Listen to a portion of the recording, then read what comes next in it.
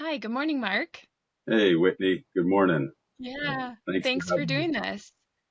Yeah, so my name's Mark Simmons. Um, I started life in Alaska, and then we lived on the East Coast in Maryland for graduated from high school. So 9 years in Alaska, 9 years in Maryland. So quite a switch there. Mm-hmm. And then I was back in Alaska when I was feeling called to the work. I started into work in Washington State. Spent 27 years in the work in Alaska, Washington, California, and a lot of time in Baja, California, Mexico, learned Mm-hmm. Spanish. So yeah, I don't know how much to say, but like the last 10 or 12 years, just we go more into that, but going through my own struggles, I had already been considering trying to figure things out, leaving the work or not long before Dean Brewer. Actually, um, January or February of 2023, I wrote our overseer, Mark Huddle at the time, and asked him if I Mm-hmm. could have time off in the summer. And then, of course, March, the Dean Brewer news broke, and by October that year, I knew I needed to get away. Um, Mm-hmm. yeah, so I've been out of the work since October 2023. Um, Mm-hmm. yeah, and interesting thinking about this podcast, and like we talked a little bit before, Whitney, and Mm-hmm. how much I want to share. One thing I feel very strongly about is I spent 27 years as a teacher, as a guide, and I'm not any longer. And I'm uncertain about most things concerning faith and God and religion. And one of the reasons I kept quiet as long as I did was because I didn't want to influence anybody. And I'm not here to influence anyone. I have found that telling my story helps a very small subset of people that are in similar situations to mine, and so that's why I do. But I'm not here to. I do think there's some very extremely harmful behaviors that are very common in the church, and in my opinion, they must stop. Although I doubt they're really going to. So I will speak up. But as far as a person's personal faith with God, um, if people are listening to this, they might hear some things that are troubling. And so listen at your own risk, I guess. I'm not here to convince anyone of anything, but Yeah. it helped a few people. So, Yeah, I appreciate you being willing to share. It means a lot. I guess just a little background. My mom's parents met the workers in, well, they attended meetings. It's quite a beautiful story how that came to be. My grandfather, very, disappointed in his church, and a lot of people like in the Midwest might know the name, or West, the Rosema name. That was my mom was a Rosema. They had the Utah Convention Grounds for many years, but they professed in Chadron, Nebraska in 1932. And so Mm-hmm. mom was born several years after that. So she Mm-hmm. was raised in a professing home and on different convention grounds. They had a couple different ones. And mom and dad married. Dad had knew nothing about meetings. He wasn't real religious, but very supportive of mom. And after 12 years of marriage, when I was 7, dad professed. So basically, as long as I can remember, both of my parents were professing. And we Mm-hmm. had a good childhood. It does definitely help to be all boys. Um, Mm-hmm. as I've come to realize, it's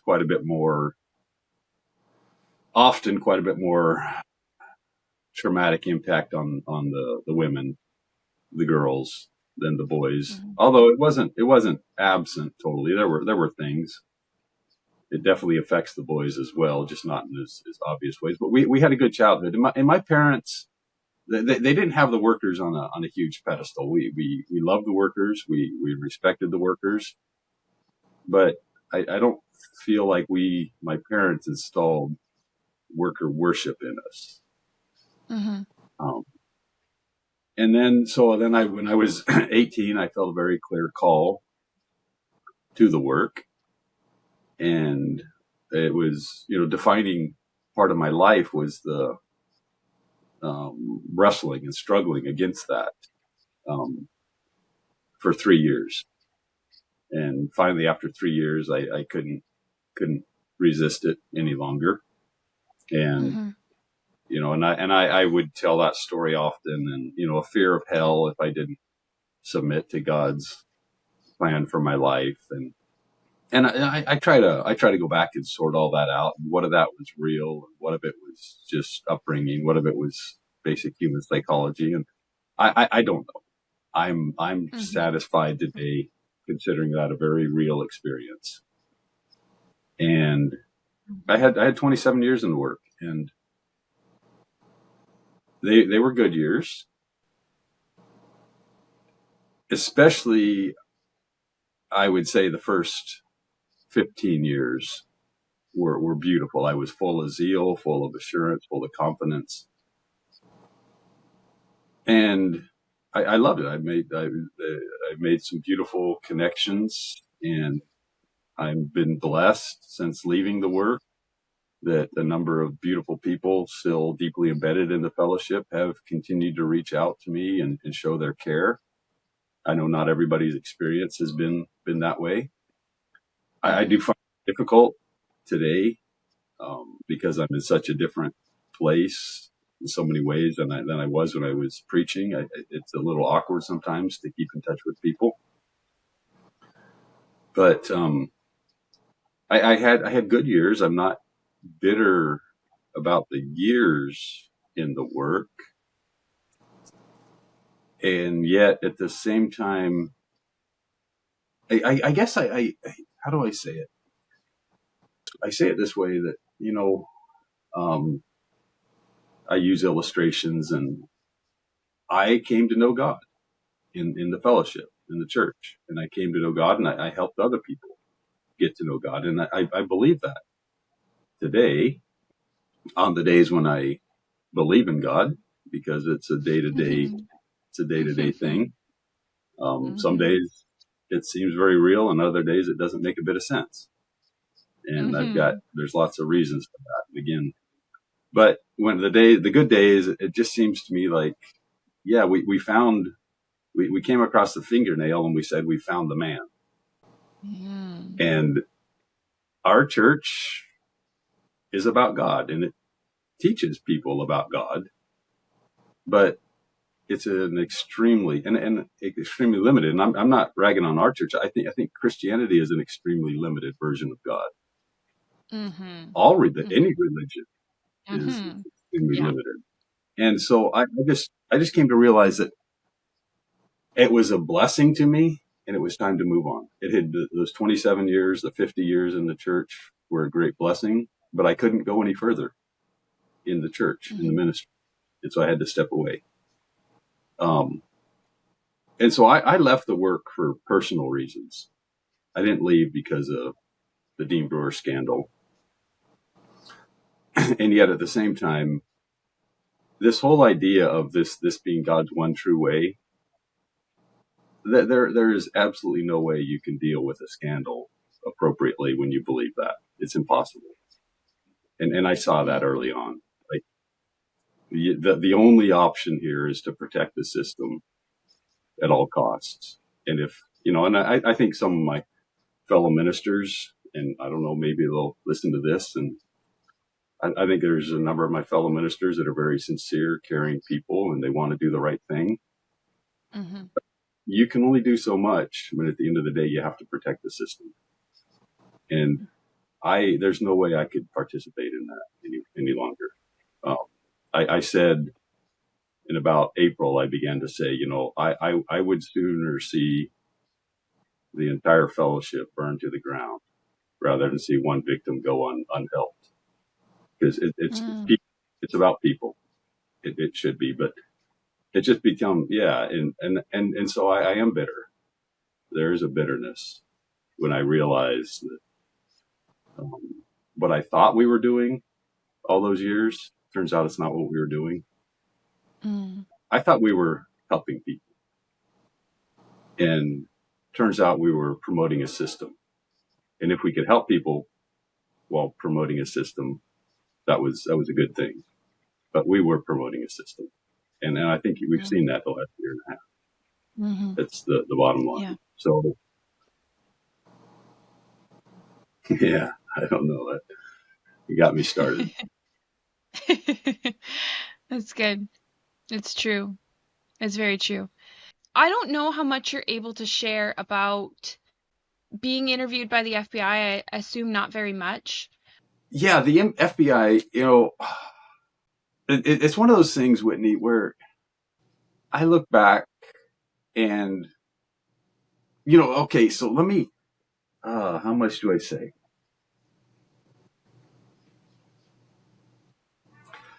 Yeah, you said candid, so let's be candid.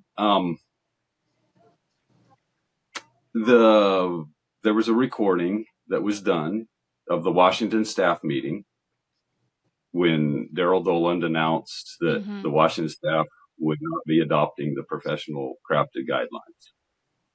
And one of the reasons Mm-hmm. for the rejection of guidelines is because this is a family and not a organization. And there Yeah. was a minister in that gathering who seconded that, talking about how this is a family and not an organization. And so that same minister, and some people will be very easy to figure out who I'm talking about. A month or so before that, had claimed that he never knew Mm-hmm. of any abuse cases in the church. Some family. Mm. That's a damn sick family. Mm. And I look at that for myself. And how was it that man and myself, we were older brothers, trusted older brothers in this family for many, many years. And these things were happening. And no one felt safe to come to us and talk to us. That's a damn sick, dysfunctional family. And it needs guidelines. It needs policies. And so I sat there with the FBI at the end, and they said, "Do you know of any others?" And I'm like, I sat on that for a couple of days, and like, how could I not know? And I mean, it's a mix. It's not easy to talk about, and even there's victims today that after the massive exposure the past 18 months have not come forward. We know that. We don't know who they are, of course, but we know there's people who still do not feel safe talking about their experience. So it's not like we in the work are completely to blame. But I guess that's the thing I saw early on. This ministry did not have the emotional capacity to accept responsibility. And all we did was begin to shift and evade. And I look at myself like, why? How could I not know? And and I had to begin to look back over the years, and every once in a while I'd be in a field, and like I was in a field, and turns out there's a former perpetrator in the field, and it happened long before I was around. The workers dealt with it in a horrible way, 30 years before I came. And so I wasn't directly involved, but there's just like one time this man, his wife says something, and this man says, "That man is bad. You can see it in his eyes." And I hear that, but I wasn't directly involved in the conversation, and I wasn't 100% certain of who they were talking about, and I wasn't 100% certain of what they were talking about. Yeah, I knew, but it was just easier to just kind of turn. It just wasn't convenient. It was uncomfortable. It was inconvenient to know, and that's why we in the ministry and others in the church, basically, we didn't know because it was uncomfortable for us to know, and we protected ourselves. And so the FBI, I did tell them about one case. The most I could tell them about is when, and there's quite a few people know this story in the area, but an accusation was brought to me against my overseer, probably 13, 14 years ago. And I basically chose not to believe the story. And when I started watching, when I watched I'd watched the Ministry Safe quite a few years ago, but then I watched it again in what would it be, April, June, May of 2023. And one of the first things that stood out to me was like 2% or 1% of all allegations turn out to be false. Of course, 15 years ago, the news reports and the media reports and the way it's presented, I thought, there's false allegations. And if I would have had to put a number on it 15 years ago, I would probably say, yeah, like 30, 40% of allegations are false. And I don't know where I would have come up with that number, but in my mind, I had this image that there was a whole bunch of false allegations that, and so this family member on behalf of a girl tells me about another worker touching the little girl inappropriately. I thought, well, it's the same thing. It's she's a troubled girl. She's from a broken home. She's probably looking for it. She's sick. But I was ignorant. No training. We in so many ways, we go out into the world and, it's not so bad that we in the work go out with no training. That is bad. We should be getting training in a lot of different areas before we go into your homes. That part in and of itself isn't so bad, but we're so damn proud of not having any training. And that's a problem. Anyway, I'm digressing. We think we're the greatest things on earth because we're not trained, which is so weird. But yeah, I chose not to believe this little girl.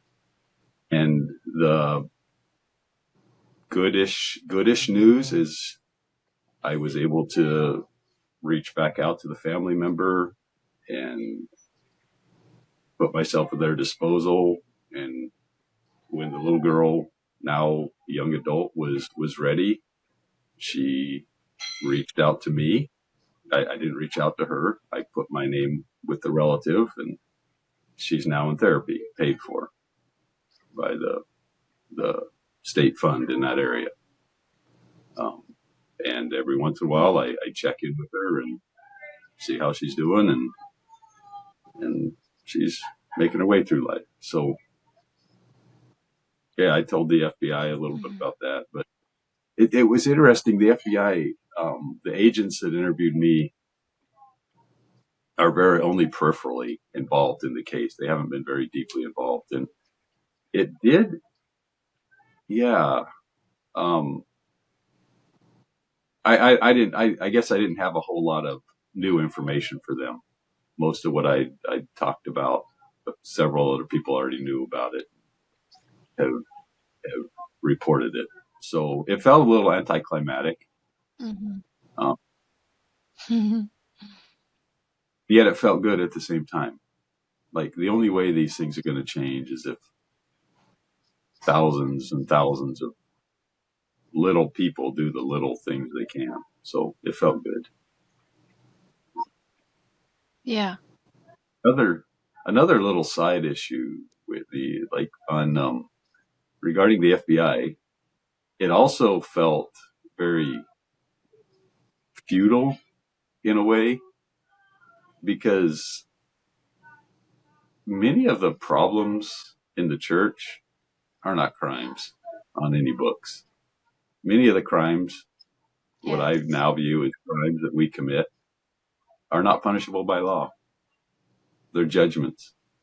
Yes. And so I'm glad the FBI, I'll do anything I can to support the FBI. I'm very glad that it's essential that they do an extremely thorough investigation of the church. No, it's way bigger. This whole thing is way bigger than CSA. Yes. Yeah. Yeah. Do you think a lot of that comes back to the exclusivity? The short answer is yes, absolutely. Mm-hmm. And I think we've seen it. Exclusivity, like it's not as if non-exclusive churches, which I've been a little surprised to find out that such things exist. Like not every church is an exclusive fundamentalist sect, but Mm-hmm. they still have problems. But Mm-hmm. the with exclusivity, and not it's not just us. And again, this is the kind of thing that I know would make some people very uncomfortable. Is our churches like ours are a dime a dozen. I mean, there's some things about ours Mm-hmm. we're very special. I believe that.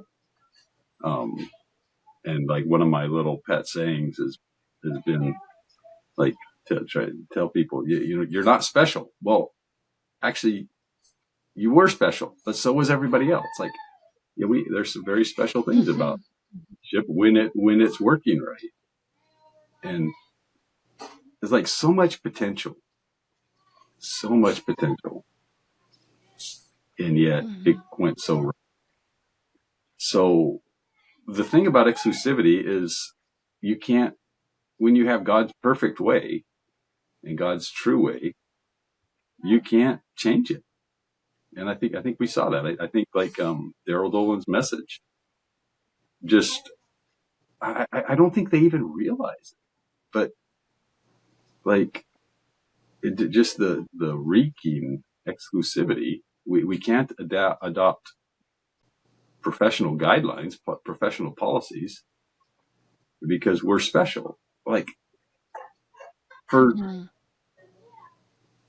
7,000 years, every single human organization that's ever existed has come to realize we need policies, except us. Like, like you can't Mm-hmm. address anything. You can, you, it's not possible to really address any significant issue as long as you believe in exclusivity. So yeah, exclusivity is a big Mm-hmm. problem. Yeah. Do you want to talk about where you are now in the process since you've left? One thing I will say, and I want to maybe um, maybe acknowledge I've had an extremely soft landing, and I am very, very grateful to that. Like in leaving the work, I feel very humbled, and I know there's many ex-workers and many people leaving the fellowship that have had an incredibly hard time. And not that I haven't, not that it hasn't been hard. It's been very hard, but um, you know, my family. I've got three brothers, and in March of 2023, and my parents, they all reached out to me. Yeah, tremendous support, emotional support. And then some training I wanted to do, and one of my family members offered to pay a significant amount for my training. There's been tremendous financial support from my family, Mm-hmm. spiritual support. Mm-hmm. My parents, you know, yeah, they've been amazing. Um, and then I went, Mm-hmm. so when I left the work, I, my thought, I have a brother who drives truck over the road, long haul, and I'd done a number of Mm-hmm. rides with him, um, multi-day trips with him. And so I had a little experience there. And when I was the last couple of years, as I fought for everything I could. I fought the idea that God would be leading me out of the work. That was a repulsive thought to me, but I couldn't get away from it. Mm-hmm. Just couldn't. And so when I would think about possibly leaving the work, truck driving seemed like a good thing to do because you don't have to pay rent. So you can not Mm-hmm. deeply, perhaps not super deeply Yeah. thought out, but anyway. So my plan was to go visit my parents for 10 days and then go get my commercial driver's license and become a truck driver. which I'm in the process of doing now. But when I went home to visit mom and dad and saw that they could really use somebody living with them, helping them out. So I, Mm-hmm. I moved in with mom and dad last October, 2023, and I lived with them for Mm-hmm. about just until just recently. We've moved them into an Mm-hmm. independent living apartment now. But yeah, and then so I had a place to live, room and board, and I was helping, a lot of work, helping mom and dad out. And then I was able to get Mm-hmm. my commercial license, and then I got my school bus permit. So since March, I've been driving school bus for the local school district. Mm-hmm. And that was quite Very delightful. nice. One thing I start off, it just brings good memories thinking about it. I'm done with that job now, moving on. But um, I start off with a 17-minute drive up the hill out of town into the desert. And of course, in August, it's already blazing in August in southern Arizona, Mm-hmm. Arizona. And then the sun's up before you get to work. And in September, you get some beautiful sunrises on the way to work. And October, you get some really nice sunrises as you're getting your bus ready. In November, you get some really Uh-huh. nice sunrises as you're pulling out of the yard to start your route. In December, you're leaving in the Yeah. dark. And it's, for 28, the past, yeah, there was never a rhythm. Like not there, there was never a daily rhythm to life. You were in a different home, different place, different. And I just found it Mm-hmm. beautiful. The same routine day after day, week after week, month after month. And just, you don't get the big season changes, swings in Arizona like you do in the or north, but it's significant. You watched it, Mm-hmm. and I just loved. I found it very meaningful. I think we human beings we need rhythm. I don't think anyone was Mm-hmm. ever intended to live the way we ask the workers to live. I don't think it's biblical actually when I look at it, and I don't think Mm-hmm. it's healthy. But it found a Mm-hmm. big part of my healing was that weekly, monthly rhythm, watching life. So Mm-hmm. that was a sidetrack from Mm-hmm. somewhere, and I don't remember. The sidetrack became the main road now. I don't remember where It's we were. beautiful though. I I moved in with mom and dad, and I was still attending meetings, but again, it just my own journey. I had found less and less help for my soul in the meetings. I found less and less help for my soul in reading the Bible, less and less help for my soul in prayer. Um, and I think this is one thing we mentioned a little while ago about training. And this to me, like I, what do I say?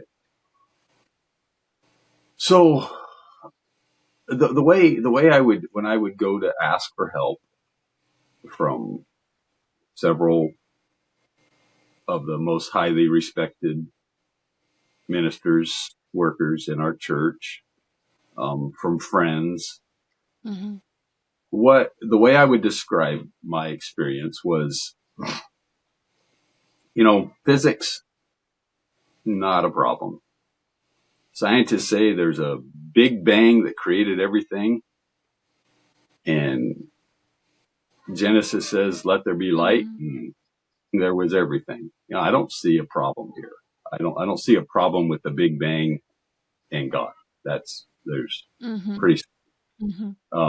evolution. I mean, you can see evolution around you on almost a yearly basis. Things change, and so evolution doesn't exclude God to Mm-hmm. me. It makes sense, and it's pretty obvious that. Yeah. Anyway, so I survived physics and I survived evolution, but I love history, and I read a Mm. history book, um, and it just laid out the origins of Christianity. And, Mhm. um, and again, I'm not here to convince anybody. I wrote a little piece when I left the work last fall that, um, faith is incredibly precious.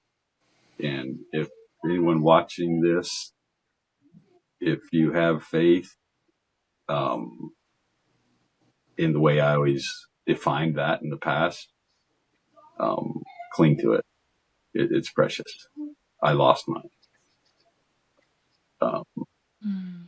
I thought I lost mine. It was morphing, developing, growing. What I viewed as a curse, um, I actually now view as a great blessing, but it led to some miserable years. And I couldn't tell anybody about it. I couldn't, Mm. couldn't talk about it. Um, somewhat shame. I didn't understand where I was at myself, but mostly I didn't want to hurt anyone. Um, so I kept on. And with basically, I guess what I'm saying is I guess I would have called now looking back, I would refer to myself as an agnostic. I don't believe I ever was an atheist. Um, Mhm. and today, all I am is uncertain and okay with being uncertain about all things. Mhm. As time went on, and I was still preaching the gospel without even knowing if I actually believed it. And the only thing that made sense to me over time was love. And I would just talk about how as Yeah. Jesus got closer to the end of his life, the more he talked about love. And he said, if, if, if this person Yeah. thinks love is the answer, I can follow. That's the kind of person I can follow. So, um, Mhm. today I don't know. Um, I left the work and I got a job. I started mingling with people, and this world is not what I thought it was. Basically, Yeah. most of my life, and I feel this was reinforced pretty strongly by my church. Most of my life, at least at some level, I felt that our church was the only place to have a genuine spiritual experience. No. You get out It's into the not. real world, Yeah, and it's not. and you know, I okay. So here's a little example, and there are people like you can talk. I talked to somebody the other day, and he searched and he looked and he found as a young man. He's an old man now, and as a young man, he looked everywhere, and then he found this church, and he found something in this Mhm. church that he had never seen anywhere else. And so he is still today convinced that this is God's one true way.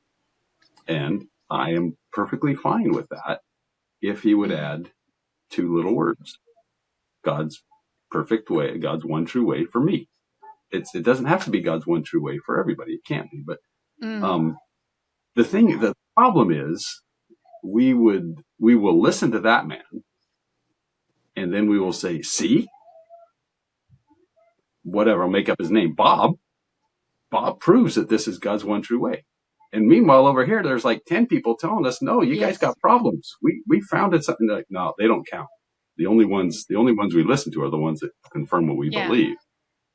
Anyway, so Yeah. I know where I was going a while back. So I was going through this, what I now know, there's a whole book about it. There's many books about it, Great Doubt. And I was wrestling with many things, and I began to talk, to ask for help.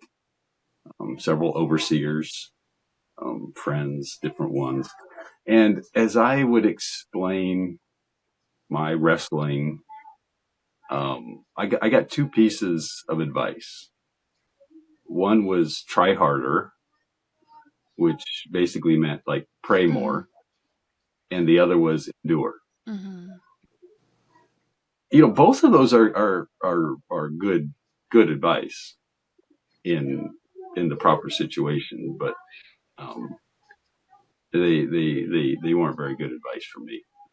Um, and actually, then Mhm. I was talking to one overseer, and he told me to repent. I'm not sure what I was supposed to I repent see. of. I'd already repented of reading the book 10,000 times. I cursed that book. Mhm. But my and then so then I left the work, and there were some things posted right here on CCF that made me think, well, Mhm. maybe this is not a curse, maybe this is a gift. And so then I started looking into some other resources, and I realized that there are entire communities, thousands and possibly millions of people with journeys very similar to mine. But me, Mhm. I lump myself in because I participated in this. But my church, we have basically told me, and we've told countless other people, the only valid source of help is us. And I thought, like, well, what if that older worker, what if he'd been trained to say, what if he'd had the humility to say, you know what you're going through, that's bigger than us. That's bigger than me. I think there's some resources. Like I started listening to the Catholic prayer app, Hallow, Mhm. and I got answers from a Mhm. recording of a Catholic priest, which we vilified them. Like the arrogance. Right. And yet he had answers for me. Mhm. I mean, this recording that he did 10 years ago, and I found Mhm. life in it. And like, Mhm. what if we could, what if this ministry, even today, could have the humility to say, we don't have all the answers. Maybe you should look here. Yes. We do have answers for some Yes. people. We don't have answers for other people. What if we had the humility for that, to just be what we are and acknowledge what we're not? But in the work, we Mhm. have to be all things to all people at all times. Yep. So I've just moved up. I started dating a lady. We're now engaged in Washington area, not connected to the church at Yeah. all. She's raised in another Okay. fundamentalist sect, and it's just hilarious. Like one little story from that. A couple months ago, I was telling her, her name is Jody, um, and I was telling her, I said, yeah, we have these stories from our church about when our ministers, our missionaries, would go into an area and they would bring the true gospel. And then the best people from all the churches would come and join our group because we're the one true way. And all the other churches would get mad because we took Mhm. all the best people. And she laughed. She says, oh, yeah, we tell those stories in our church too. Yeah. Yeah. Oh, they have the same fables that we have. Yeah. So I'm just in the process of moving to Walla Mhm. Walla, Washington. Um, and I will be starting training next month for a trucking job, trucking company in out of Spokane, probably based in Pasco, Washington, and yeah, start building a life. And at some point next year, Mhm. April, May, June, this lovely lady and I will be getting married. And I'm so happy for you. yeah, thanks, Whitney. Mm. One more little thing. You know the story about the servant would get his ear marked, his ear pierced if he wanted to stay Mhm. with the master. But there's a part Mhm. there that after 7 years he could go out free, and if you come in the wife and children, you leave with your wife and children. like if you were purchased as a slave. But if you came in single and then while you were serving the master, he gave you a wife and you had children with her, and then you chose to go back out free, you leave your wife and children with the master. They're not yours. And so Mhm. I remember we would talk about that in the work, like these things we had because of our calling and because of obeying our calling and being, and like we would Mhm. say, but I know if I ever left my place, I would lose the anointing and lose all that God has given me. Mm.